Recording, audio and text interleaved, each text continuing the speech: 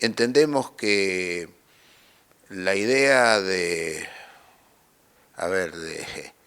hacer desaparecer nada menos que la indemnización en caso de despido arbitrario es una idea retrógrada que amenaza con hacernos retroceder ya no 70 años, sino a 1932, cuando se dictó la primera ley que reformaba el Código de Comercio, que estableció por primera vez la indemnización por despido arbitrario.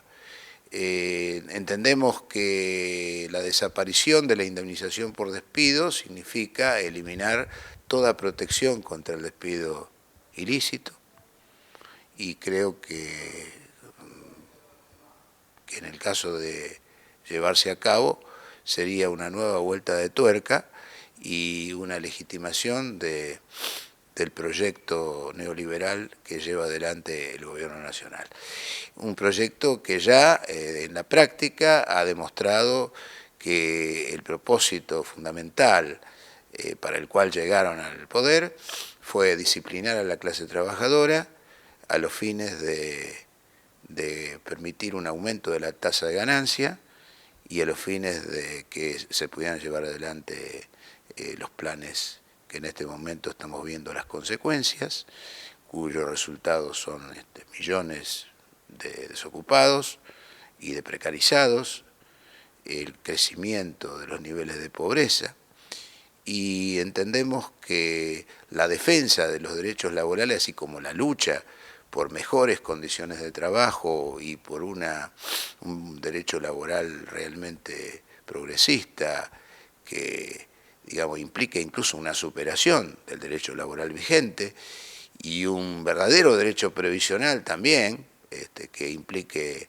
una verdadera codificación del derecho social a la luz de lo que prevé nuestra Constitución Nacional, que exista un código del trabajo y de la seguridad social, proyecto que se vio de alguna manera truncado por el nuevo gobierno, que había una comisión que se presidía en ese entonces por el doctor Héctor Recalde, en la cual participamos conjuntamente con el doctor Iturraspe, allá por el año 2015, parece tan lejos, pero bueno, en realidad la labor de esa comisión ya no existe. Nos parece que es interesante si en el próximo gobierno que se elabore un proyecto que permita de alguna forma garantizar, asegurar los lineamientos fundamentales de los derechos de los trabajadores, tanto activos como jubilados, los lineamientos de un derecho social moderno, progresista, avanzado. Y la reforma laboral y previsional, pedidas las dos por el FMI. Las dos están pedidas por el FMI, pero por otra parte entendemos que estaba dentro del proyecto inicial del gobierno desde el momento en que ascendió al poder. Y no solamente aquí en Argentina, sino también en otros países de Sudamérica. El modelo que está siguiendo, que se pretende seguir, es el modelo del Brasil de Jair Bolsonaro. Que por otra parte la dictadura de Temer, que después del golpe institucional contra Dilma Rousseff, ya en su momento había dictado una ley por la cual se suprimían derechos fundamentales, se establecía, entre otras cosas, la posibilidad de que las empresas pudieran tercerizar hasta su propia actividad, prácticamente se eliminaba el sindicato en la negociación entre trabajadores y patrones, se establecía la figura del autónomo, del trabajador autónomo dependiente, es decir, que también la copiaron en uno de los proyectos que el Poder Ejecutivo argentino mandó a las cámaras, el primero. Trabajador autónomo dependiente quiere decir que un trabajador puede ser autónomo y estar a las órdenes de un patrón y no por eso convertirse en trabajador dependiente, ¿no? Es decir, sin derechos. En una palabra, el objetivo pareciera ser, como dije anteriormente, legitimar situaciones de hecho.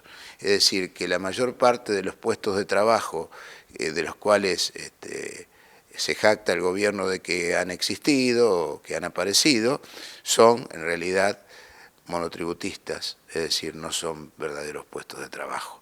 Entonces, en ese marco, nos parece que seguir el modelo brasileño implica un retroceso en toda la línea de nuestro derecho social, y yo creo que eso tiene que obligar a los trabajadores y a sus organizaciones sindicales a adoptar una línea de férrea resistencia. Y el hecho de la derrota del gobierno en las últimas elecciones y la casi segura derrota del 27 de octubre, no creo que signifique la derrota de estos proyectos. ¿Por qué? Porque van a continuar, y van a continuar hasta el 10 de diciembre. Incluso hay una tendencia de parte de este gobierno de dictar decretos. ¿Sí? Quisiera recordar que antes de ser ley, la que llaman la ley de ART, la ley 27348, fue anticipada por un decreto de necesidad y urgencia, el decreto 54, si mal no recuerdo, de enero del 2017. Después se convirtió en ley, lamentablemente, ¿no? Pero inicialmente era un decreto, es decir, en materia social este gobierno quiere gobernar por decreto. Sí, y además no solamente a través de aplicar la reforma laboral a través de una ley, sino a través de diferentes disposiciones administrativas que bueno, le van quitando derechos a los trabajadores. Sí, a través de resoluciones de carácter administrativo, pero también a través de determinadas maniobras tendientes a debilitar el poder de los sindicatos y a imponerles condiciones más desfavorables para los trabajadores.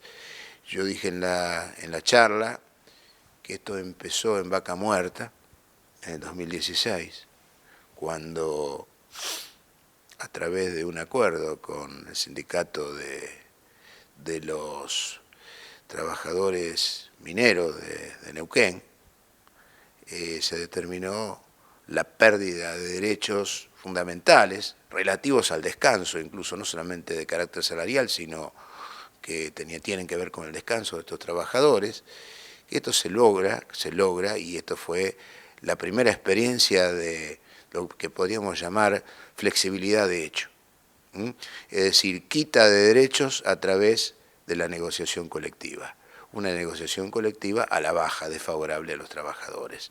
Segundo episodio que podemos destacar fue también en el sur, en Tierra del Fuego, cuando los trabajadores metalúrgicos o el sindicato metalúrgico firmó un acuerdo de congelamiento salarial allá por el 2016.